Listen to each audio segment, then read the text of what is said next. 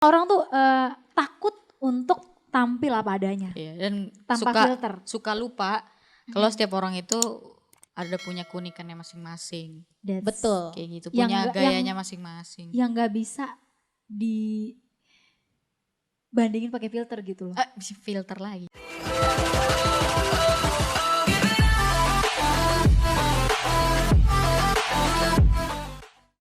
Hai semuanya, kembali lagi di podcast seru PD Gunadarma.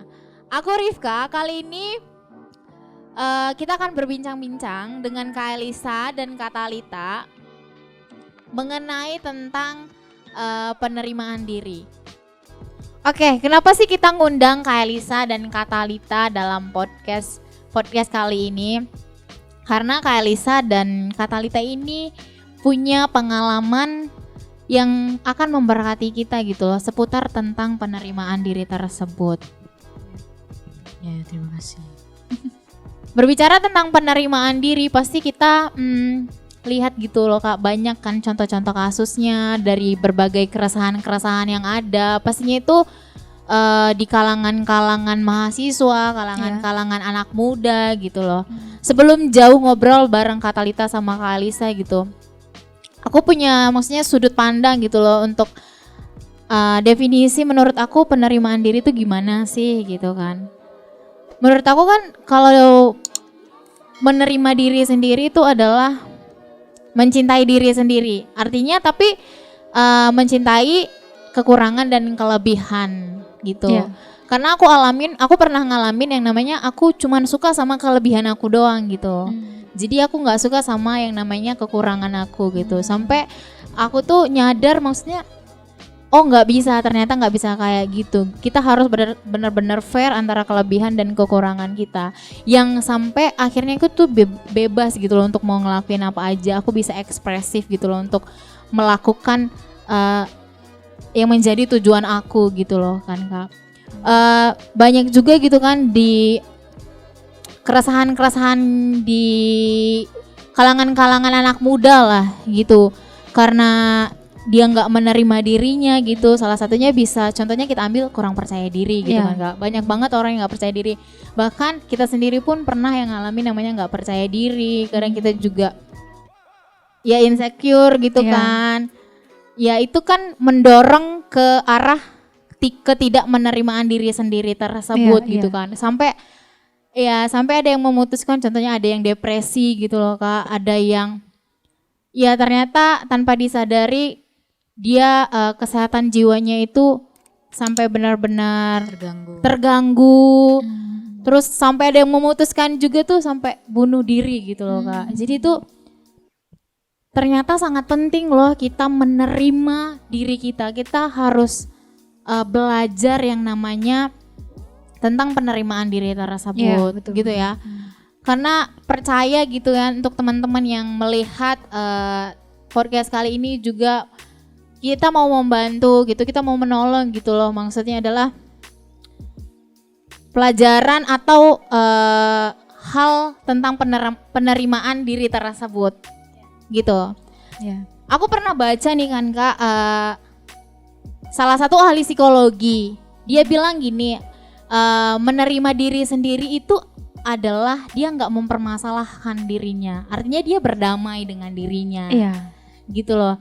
Jadi aku ambil, oh iya ya gitu, berarti dia nggak memusingkan segala, contohnya yang aku bilang tadi, kekurangan-kekurangan yang ada dalam dirinya gitu. Makanya dia bisa berekspresif, dia bisa lebih bebas lagi gitu untuk melakukan apa yang dia mau gitu, bukan karena orang lain yang nuntut gitu loh Kak. Tentang ahli psikologi yang menyebutkan itu. Kak Elisa dan Kak Talita, ceritain dong Kak waktu ngalamin diri sendirinya itu gimana, pengalaman tidak menerima diri sendirinya itu bagaimana gitu. Dimulai dari Kak Elisa dulu deh. Oke. Kalau aku sih nggak terima diri sendirinya saat itu ngelakuin apa aja, jadinya bergantung sama penilaian orang gitu. Jadi ngerasa nggak bebas lah, mau ngelakuin ini takut ntar penilaian orang kayak gimana ya. Mau misalkan keluar misalkan nggak pakai makeup contohnya gitu, ntar malah ih nanti orang bakal bilang apa ya, kayak gitu-gitulah. Jadi kecil-kecilnya kayak gitu. Pernah di satu Artinya titik. jadinya kayak musingin kata orang lain tuh nggak Iya, sih, Kak? iya, betul. iya. Betul. Jadinya semua serba salah gitu mau ngelakuin. Kalau kata Lita, Kalau gue sih waktu itu gak bisa menerima diri gue sendiri karena gue merasa hidup gue terlalu dikontrol sama orang lain gitu. Jadi gue gak bisa milih gaya gue seperti apa, nyamannya, dalam tanda kutip ya nyamannya. Terus jadi kayak kalau misalnya gue ngelakuin kesalahan tuh kayak diungkit terus gitu, dan itu jadi kayak sebuah apa ya, itu bisa gue bilang merusak gambar diri gue sendiri gitu ya. Jadi kayak yang seharusnya memang kegagalan, kesalahan itu adalah sesuatu yang pasti, dan ketika itu terjadi itu kayak gue kayak terlalu dalam menyalahkan diri gue sendiri gitu. Padahal belum tentu itu 100% salah gue. Bisa jadi itu karena kesalahan pihak ketiga gitu kan, atau kesalahan orang-orang lain yang ada dalam circle gue gitu. Nah, gue baru tahu setelah gue menyadari hal ini ya, hal dimana gue ternyata tidak menerima diri gue sendiri. Dan kenapa bisa? Karena ternyata gue jadi korban gaslighting. Gitu bahasa zaman sekarang. Gaslighting itu adalah ya kayak gitu, jadi bikin orang lain tuh ngerasa salah mulu gitu. Kayak orang itu aja udah yang paling benar gitu, gue masalah gitu. Lu deh yang emas gitu kan, gue apa gitu kan, seperti itu. Dan itu tuh bikin gue gak percaya diri sama. Jadi kayak jangan kayak gini deh, nanti diomelin gitu-gitu. Padahal maksudnya sepunya-punyanya hak orang lain untuk komen, ya seharusnya tidak menjatuhkan kepercayaan diri seseorang sih seharusnya gitu kan. Dan gue belu jujur, orang tua gue pun nggak pernah gitu loh mendidik gue dengan metode gaslighting gitu loh. Jadi kayak lebih bukan terlalu membebaskan ya, tapi cukup membebaskan anaknya mau pilih hidup seperti apa, gaya seperti apa gitu. Nah, si gaslighting inilah yang membuat gue tidak bisa menerima diri gue sendiri. Kelemahan, kekurangan, gue menutupi itu semua. Jadi kayak di mana-mana tuh gue kayak bermain peran gitu. Kalau misalnya di sini gue Talita yang A, di sebelah sana Talita yang B, gitu terus capek kan lama-lama. Jadi kayak topeng yang ini dipakai, besoknya lagi copot, pakai yang ini lagi gitu. Kalau misalkan gue artis main sinetron nggak masalah gitu. Tapi kan ini kan real life gitu sih. Kalau berarti kakak pernah menjadi orang lain dong? Iya, lebih tepatnya kayak kalau orang itu ngomong apa, gue ikutin gitu. Jadi kayak menuhankan manusia gak sih, kayak Berada di bayang-bayangnya orang lain. ih benar itu. Jadi kayak, dan hidup kayak gitu tuh gak enak gitu. Jadi kayak lu mirip si ini ya, lu mirip si ini ya. Ya mungkin awal-awal kayak oh iya gitu. Lama-lama kayak bikin gue jujur kayak ya, jadi gue itu apa gitu, maksudnya gue itu siapa jadinya gitu. Talita itu sebagai apa, fungsinya apa, jadi blur gitu karena terlalu mengikuti apa kata orang gitu. Kalau misalnya orang itu misalkan tadinya perintahnya A gitu ya, terus kemudian beberapa waktu setelahnya perintahnya B, gue ikutin tapi nggak nanya alasan dibalik itu tuh apa. Jadi kayak hidupnya kayak robot aja gitu, seperti itu. Berarti itu semua ya gara-gara menuruti perkataan orang lain. Iya, balik lagi Gitu ya. kayak Lisa tadi berarti kan. Nah, kan kakak udah ngalamin tuh penerimaan diri, ketidakmenerimaan diri gitu. Terus dampaknya itu gimana kak? Bagi diri sendiri pasti itu ada dampaknya bagi kita, bahkan orang-orang di sekitar kita, di lingkungan kita. Dampaknya itu bagaimana untuk Kak Talita? Dampaknya itu kayak setiap hari tuh kayak udah pasti rasa insecure tuh udah pasti ada deh gitu. Kayak misalkan mau posting apa nih gitu kan, aduh nanti dilihatnya begini gitu kan, kayak gitu. Padahal itu gue gitu, itu gaya gue, itu hidup gue. Tapi gak bisa kita tuh nilai orang 100% dari sosial media gitu. Jadi maksudnya misalkan gue foto nih mobil gue gitu, orang-orang taunya itu mobil sama mobil gue kan, padahal itu mobil kakak gue gitu misalkan. Atau misalkan foto misalkan sama cowok gitu misalkan, dikiranya pacar kita padahal itu pacar orang gitu misalkan, kayak gitu. Jadi kayak bias gitu kalau misalkan segala sesuatunya dinilai dari sosial media. Itu adalah sebuah sebuah masalah juga sih menurut gue gitu. Dan karena insecure itu juga gue jadi ngerasa nggak berfungsi, ngerasa ya terus gue hidup nih gimana sih gitu, gue tuh harus apa, jadi kayak bingung, jadi tujuan hidupnya tuh apa gitu, jadi terlalu memusingkan dengan gue tuh apa gitu, daripada gue jadi gue punya wadah nih misalkan gue di PD gitu, tapi karena terlalu pusing dengan omongan orang, terlalu pusing dengan gue ini apa, jadi gue tidak berfungsi dengan baik, padahal fungsinya mah ada gitu, karena gak mungkin kita ada di dunia ini, gak mungkin orang lain ada di hidup kita, kalau gak ada fungsinya tuh gak mungkin banget gitu sih. Elisa. Oke, kalau aku sih dampaknya ya, saat aku gak terima diri sendiri, aku jadi balik lagi ya tadi tanya tujuan hidup gue tuh apa, terus gue apa, siapa gitu kan. Jadi aku gak bisa kenal pribadi yang menciptakan aku gitu. Kenapa Tuhan ciptain aku tuh kayak gini? Di saat orang-orang lain tuh mempertanyakan kenapa lu kok kayak gitu. Jadi aku nggak bisa temuin diri aku, ternyata itu ya berharga di mata Tuhan. Aku nggak tahu sebelumnya tentang hal itu gitu. Dan akhirnya karena aku nggak terima diri aku sendiri, aku juga nggak terima pribadi Tuhan, cara sudut pandangnya Tuhan sama aku juga nggak bisa terima orang lain jadinya gitu. Karena aku terima semua judgmental orang lain, penghakiman orang lain, dan itu aku iakan, aku jadi menghakimi orang lain. Gitu, dampaknya sih jadi sangat toksik. Iya, tadi kan kalau ngomongin tentang sosial media nih ya Kak, aku juga pernah ngalamin kayak gitu tau Kak. Jadinya aku tuh nggak aman, nggak punya rasa aman gitu. Kalau mau sharing apapun lah gitu pokoknya. Kayak emang benar-benar, kalau aku post A gitu, contohnya orang lain bakal nilai aku kayak gini gitu. Padahal aku sebenarnya udah tahu gitu loh Kak. Contohnya ya ini kebebasan aku gitu loh untuk bisa post itu gitu. Ternyata tuh itu sangat-sangat memengaruhi gitu loh Kak. Itu bisa membuat diri aku, ya ternyata aku juga nggak menerima diri aku untuk bisa, kalau contohnya untuk share post itu aja aku nggak bisa se-ekspresif gitu. Iya. Ini karena standar-standar orang lain juga sih ya yang di sosial media gitu, Instagram apalagi sekarang udah banyak filternya. Oh iya. Jadi kayak kalau ada kayak cacat sedikit aja kayaknya gimana gitu ya, karena filter itu begitu sempurna gitu. Tapi ternyata kita tidak sesempurna filter gitu. Tapi ya jadinya orang tuh takut untuk tampil apa adanya. Dan tanpa filter. Suka lupa kalau setiap orang itu ada punya keunikannya masing-masing. Betul. Kayak gitu, punya gayanya masing-masing. Yang gak bisa dibandingin pakai filter gitu loh. Filter lagi. Iya gitu kan. Iya betul. Jadi emang udah unik gitu. Iya Tuhan ciptain kita unik banget sih. Bahkan kita kan nggak ada yang sama gitu loh Kak, sidik jarinya gitu loh. Saking kita uniknya gitu loh kan. Benar-benar. Jadi itu kita emang perlu untuk menerima diri kita sih, sadar gitu kan. Ya. Terkait itu tadi kan Kak ada dampaknya. Terus aku mau tanya nih Kak, cara keluar di fase yang dinampakkan tidak menerima diri sendiri itu gimana? Kalau menurut Kak Elisa gimana? Kalau aku sih masih inget ya di titik saat itu tuh. Lowest point.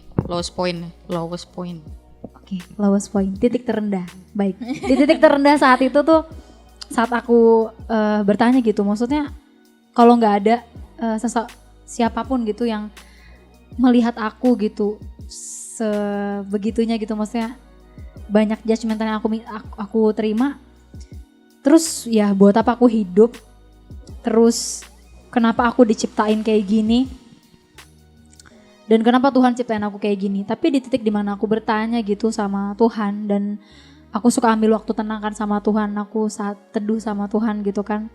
Di titik itu Tuhan banyak kasih pewahyuannya gitu. Aku banyak baca firman. Tuhan bilang, oleh karena engkau berharga dan mulia di mataku. Dan aku tahu kalau segala sesuatu yang diciptakan itu benar-benar sempurna gitu. Benar-benar ada meaningnya, ada tujuannya gitu. Dan kalau dia ciptain aku kayak gini, berarti ada tujuannya kenapa aku diciptakan kayak gini. Dan aku belajar untuk terima sudut pandangnya Tuhan gitu. Kalau Tuhan menciptakan kita semua tuh bukan produk gagal gitu. Kita semua dengan produk yang memang buatan tangan Tuhan sendiri, dan gak ada satupun yang bisa nyamain itu gitu. Dan saat aku terima sudut pandangnya Tuhan, aku deketin diri sama Tuhan gitu. Di titik itu juga aku belajar untuk cinta sama diri aku terima diri aku. Karena Tuhan itu terima aku, dia itu sudah cinta sama aku sebelum aku tuh berbuat banyak sama dia. Sebelum aku tuh berbuat yang baik-baik sama dia gitu. Dia tuh udah cinta aku duluan gitu. Dan aku terima semua sudut pandangnya Tuhan gitu. Di saat itulah aku bisa terima diri aku cinta diri aku yang di awalnya tuh dari aku terima cintanya Tuhan. Terus akhirnya aku jadi bisa ya terima orang lain dan juga cinta orang lain gitu sih. Jadi karena aku banyak ngalamin yaitu firman Tuhan itulah yang menguatkan aku, banyak ngalamin berjumpaan sama Tuhan yang ngebuat aku jadi udah pokoknya aku mau dengerin apa kata Tuhan aja gitu. Dan kalau kalimat-kalimat orang lain yang cuman menjatuhkan lebih baik gak usah aku dengerin gitu. Disaring gitu ya. Iya, dan butuh banget gak cuma sekedar terima perkataannya Tuhan, tapi kita butuh yaitu bertumbuh di dalam komunitas yang bisa membangun diri kita gitu, yang bisa menghargai keberadaannya kita gitu. Kekurangan. Betul, mencintai bukan sekedar kelebihan, karena banyak banget orang yang bisa cinta kelebihan kita gitu. Tapi gak banyak orang yang mau cintain kekurangannya kita. Justru orang-orang kayak gitu yang benar-benar cinta saat bisa terima gak cuma kelebihan tapi kekurangannya juga gitu. Iya. Kalau gue waktu itu memang problemnya itu bukan kebetulan. Keluar dari situ itu gue melewati beberapa fase gitu ya, maksudnya dari yang kebingungan harus cerita sama siapa. Maksudnya mungkin bisa aja cerita gitu, tapi rasa kelegaan gitu kan itu yang sebenarnya sulit didapat gitu kan. Maksudnya tidak semua cerita yang gue keluarkan itu hasilnya itu adalah kelegaan gitu loh. Jadi terkadang hanya emosi sesaatnya aja yang keluar gitu, atau malah sesudah cerita jadi tambah emosi gitu kan. Kadang kayak gitu kan. Dan waktu itu cukup maju mundur juga untuk mengambil langkah ini, yaitu adalah gue datang ke ahli, maksudnya ke psikolog gitu. Kenapa bisa sampai seperti itu? Karena memang pada saat itu pun jujur gue dalam keadaan punya trust issue sama sesama anak Tuhan kayak gitu. Jadi tapi gue nggak ada sama sekali ngejudge bahwa semua anak Tuhan tuh sama. Nggak ada sama sekali. Tapi gue lebih kayak mungkin itu kayak sikap gue supaya gue tetap aware bahwa gue jangan sampai lagi jatuh dalam kesalahan yang sama kayak gitu loh. Jadi mungkin gue juga mikir gitu bahwa kalau gue datang ke psikolog apa kata orang gitu. Kita kan anak Tuhan, kita kan orang Kristen gitu loh kan. Gue merasa itu pasti kalimat-kalimat yang keluar gitu. Dan memang kasus-kasusnya seperti itu gitu. Yang mana bikin anak-anak Tuhan itu jadi merasa superior, jadi merasa apa gitu. Tapi walaupun memang kalau misalnya lu gak butuh ya gak perlu gitu loh. Tapi dalam kasus gue waktu itu gue melakukan itu. Setiap omongan yang dikasih tahu sama psikolog gue itu, gue merasa bahwa sebenarnya gue tahu sih gitu. Tapi ada yang gue nggak sadar gitu. Jadi sebenarnya kita tahu, tapi kita nggak sadar kalau kita tuh tahu. Gitu. Jadi kan gimana ya? Kalau misalkan orang punya luka, tapi masih mencoba untuk deny gitu. Enggak, gue baik-baik aja. Enggak, gue udah mengampuni. Enggak, gue sehat-sehat aja kok. Padahal enggak gitu loh. Jadi itu yang bikin kita tambah sakit gitu. Dan dari setiap omongan psikolog itu mungkin memang nggak kayak pakai kalimat seperti firman Tuhan bilang, nggak seperti itu gitu. Karena memang dia juga beda agama gitu loh. Tapi dia pun juga open ya, mungkin itu karena profesionalitas ya. Maksudnya mau cerita dari siapapun, agamanya apapun, ya dia harus denger, dia harus kasih solusi gitu. Tapi kan solusi itu kan balik lagi gue mau ngelakuin apa enggak gitu. Dan di situ gue baru benar-benar sadar bahwa ya memang gue itu korban gaslighting gitu. Kalau dibilang gue salah, mungkin gue salah. Tapi gak sepenuhnya yang seperti gue pikirin gitu loh. Karena kalau misalkan gue terlalu mikir bahwa gue tuh salah banget dan itu berlarut-larut, ya gue makin gak jelas gitu loh. Makin gak tahu tujuan hidup gue apa, gue gak tahu gue harus gimana, gue gak tahu gue itu apa gitu kan. Seperti itu. Nah setelah itu ya gue merasa bahwa ujung-ujungnya kenapa gue ngelakuin ini ya, ini adalah pertolongan Tuhan juga gitu. Kayak maksudnya dalam manusia itu kan diciptainnya 3 unsur gitu kan. Maksudnya ada roh, ada fisik, ada jiwa gitu, mental gitu kan. Nah terkadang kita tuh suka lupa bahwa kita tuh punya jiwa gitu. Jadi karena terlalu takut, misalkan gini, karena ketakutan gue itu sebelum datang ke psikolog ada judgement bahwa ngapain datang ke psikolog gitu kan, ya udah cerita aja ke hamba Tuhan atau misalkan ke komsel atau apa gitu, bisa gitu loh, bisa.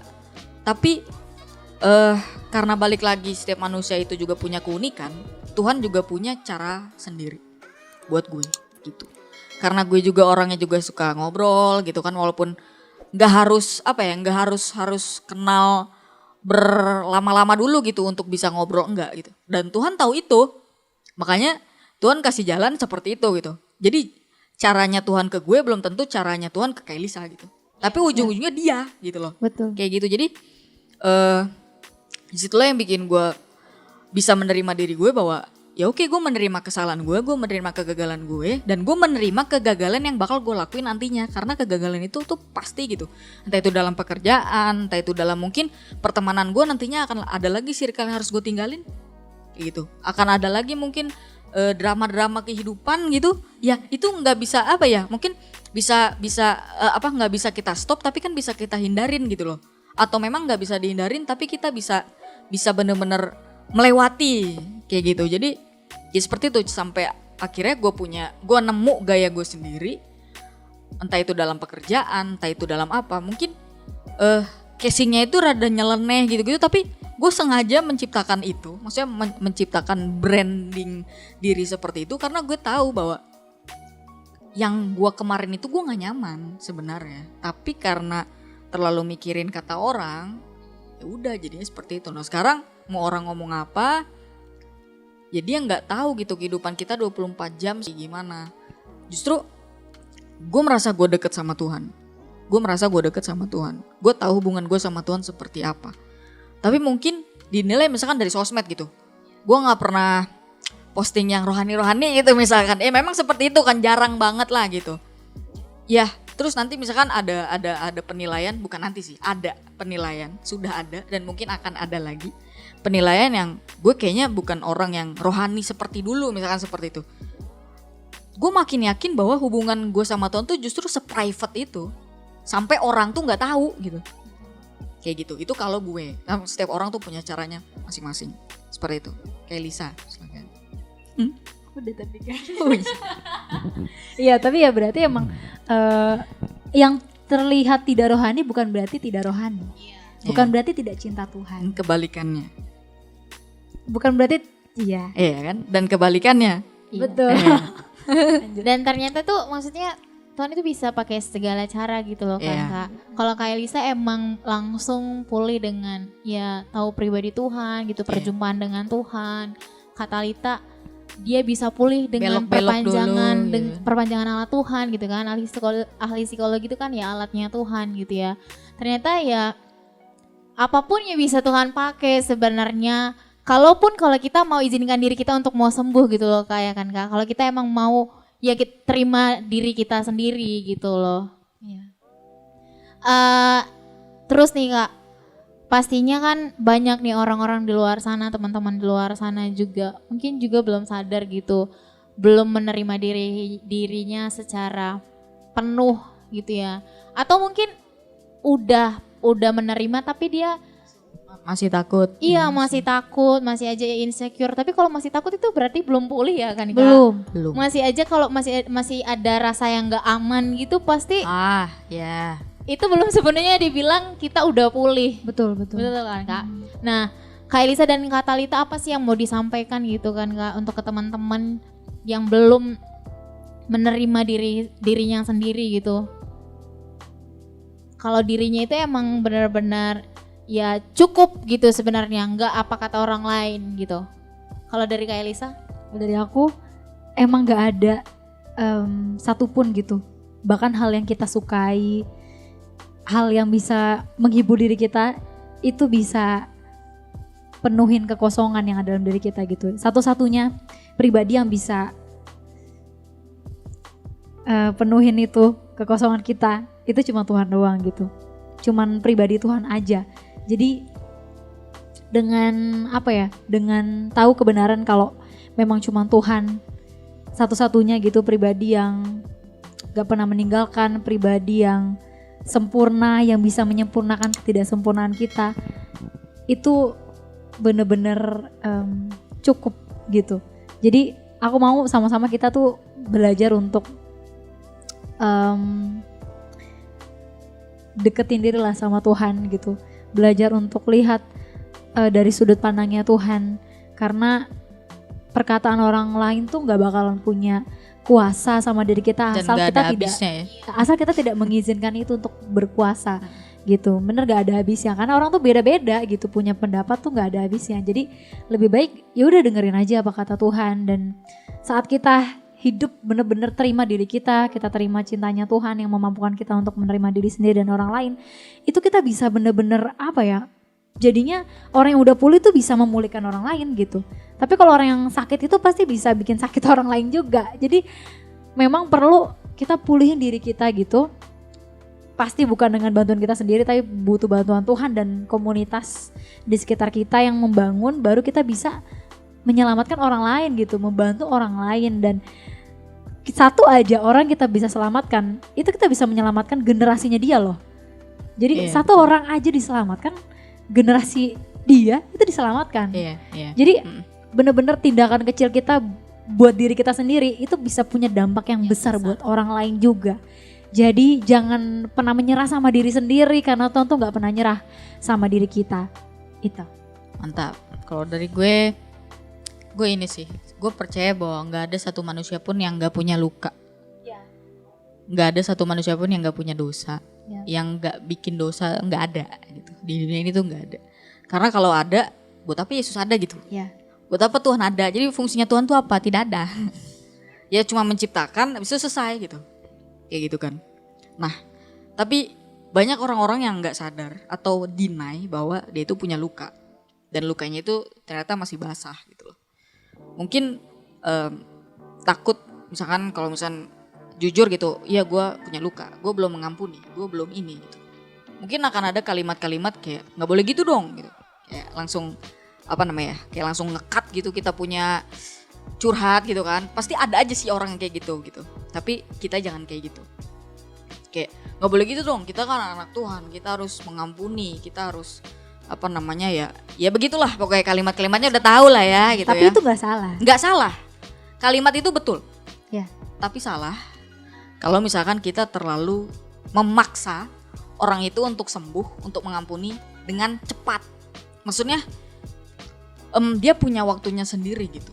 Justru kalau misalkan diburu-buru, belum tentu itu waktunya dia, belum tentu itu waktunya Tuhan buat dia. Misalkan di hari itu oke, gue mengampuni, ternyata tidak, someday ke blow up lagi gitu loh, sakit lagi gitu dengan sakit yang sama. Jadi ibaratnya lu operasi sekali harusnya udah kelar gitu, tapi karena lu belum setelah operasi lu merasa enggak gue udah baikan padahal belum, nanti akan ada masalah baru lagi dan ternyata itu dari masalah yang lama gitu. Nah karena itu gue mengajak teman-teman gitu ya, kayak kita juga sama-sama belajar juga bahwa ya kalau kita punya luka ya udah akui itu gitu. Terima itu dulu. Iya, terima dulu lukanya. Gitu, sadari dulu dan terima. Baru habis itu ya kita juga tahu kok bahwa Tuhan itu pasti menyembuhkan kita gitu. Lewat apapun, lewat siapapun gitu. Jadi kita juga jangan menutup diri dengan mungkin yang tadinya kita nggak pernah misalkan cerita sama, misalkan gue biasanya cerita sama Rifka gitu. Tapi ternyata Tuhan tuh punya jalan gue cerita sama Kelisa. Tapi gue menutup diri dari Kelisa karena begini. Ya berarti kita gak mau pulih gitu loh. Jangankan gitu, setelah misalkan gue cerita sama Kelisa kasih solusi ini. Apakah gue langsung pulih? Tidak. Gue mau apa enggak ngelakuin solusi tersebut. Kayak gitu. Keterbukaan baru awal dari baru awal banget gitu. Awal. Belum yang langsung sembuh gitu. Enggak. Kita minum obat juga. Misalkan kita sakit kepala nih, kita minum obat batu kan obat sakit kepala kan nggak minum sehat gitu seperti iklan-iklan, kan tidak seperti itu gitu. Kita ada prosesnya.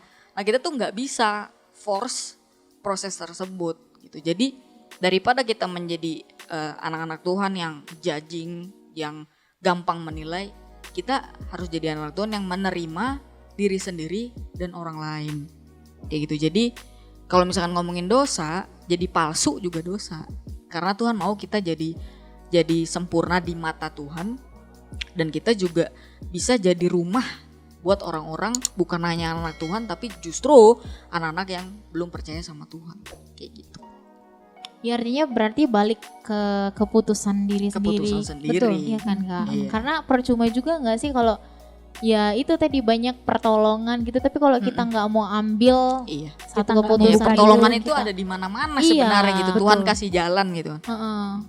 Kalau kita nggak ambil ya kita nggak bakal sembuh gitu, kita nggak akan bakal pulih gitu Iya. ya kan. Belajar Kak? percaya sama orang. Iya, belajar percaya gitu. Dan pastinya ya itu gitu. Kita tahu juga ternyata komunitas itu penting gitu Iya, loh. betul sekali.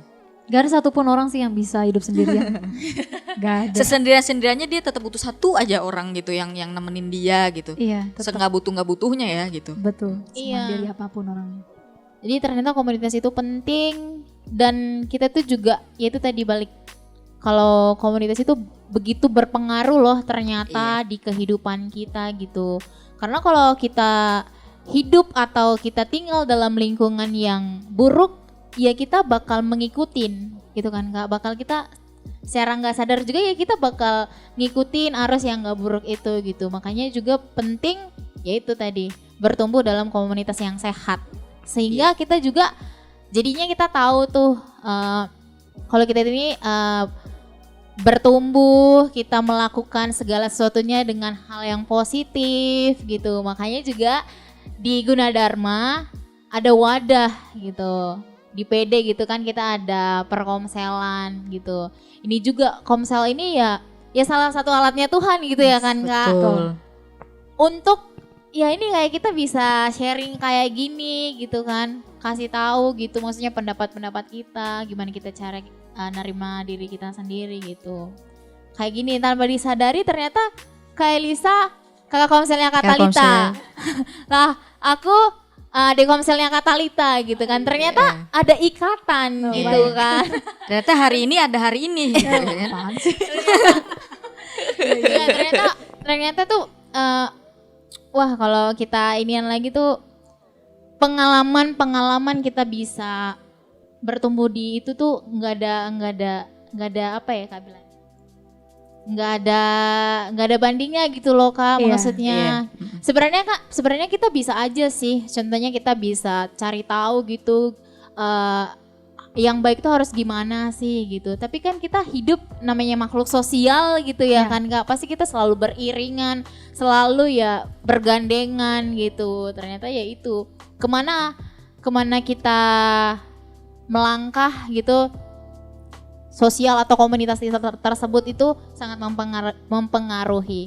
Betul kan Kak? Betul sekali Rifka. Komunitas yang sehat itu kan gak cuma terima kelebihan, tapi Iya. juga terima kekurangan. Tapi gak berhenti di terima doang kekurangannya, Iya. tapi ya mensupport gimana supaya kita tuh bisa jadi versi yang terbaik dari diri kita sendiri. Iya, Dan itu betul. fungsinya komsel seharusnya. Sekalipun kakak-kakak komselnya mungkin gak sempurna, Tidak. karena kita pun sama-sama belajar. Iya, betul. Gitu. Jadi ya dengan adanya komunitas yang sehat, jadi kita bisa jadi dampak Iya. di lingkungan gitu Betul. sih. Kalau udah bisa menerima diri sendiri juga, nanti jadi tahu kelebihannya apa, kekurangannya apa. Jadi bisa tahu. Karena kalau misalkan masih belum terima sendiri, terus masih nutup diri dari misalkan wadah-wadah atau misalkan ya apa namanya perkumpulan-perkumpulan rohani gitu ya, ya nanti akan ngeblur gitu loh. Kelebihan gua apa ya gitu, kekurangan gua apa ya, kayak gitu. Jadi nggak mungkin misalkan kita mobil gitu, terus kita nggak bisa jalan kalau misalnya nggak ada bensin kan. Iya. Dapetin bensin di mana? Jual bensin gitu kan. Nah, anggaplah wadah ini adalah penjual bensin kayak gitu. Jadi misalkan kita ketemu nih misalkan seminggu sekali ya, seminggu 2 kali, seminggu 3 kali. Hari-hari sisanya adalah hari-hari di mana ya lu berjuang dalam terkutip sendirian. Tapi harus punya kekuatan dalam bareng-bareng kayak gitu. Yes. Terima kasih untuk Kak Elisa dan Kak Talita telah berbagi sharing hari ini. Sama-sama. Terima kasih juga, sama-sama.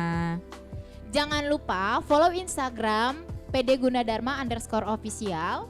Dan subscribe akun YouTube PD Gunadarma. Jangan lupa kita juga punya fanpage di Facebook PD Gunadarma. Dan buat teman-teman yang punya saran boleh banget komen di kolom komentar.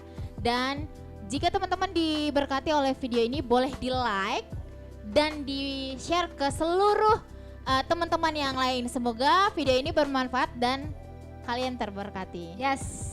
Sampai jumpa di podcast seru PD Gunadarma selanjutnya. Bye-bye.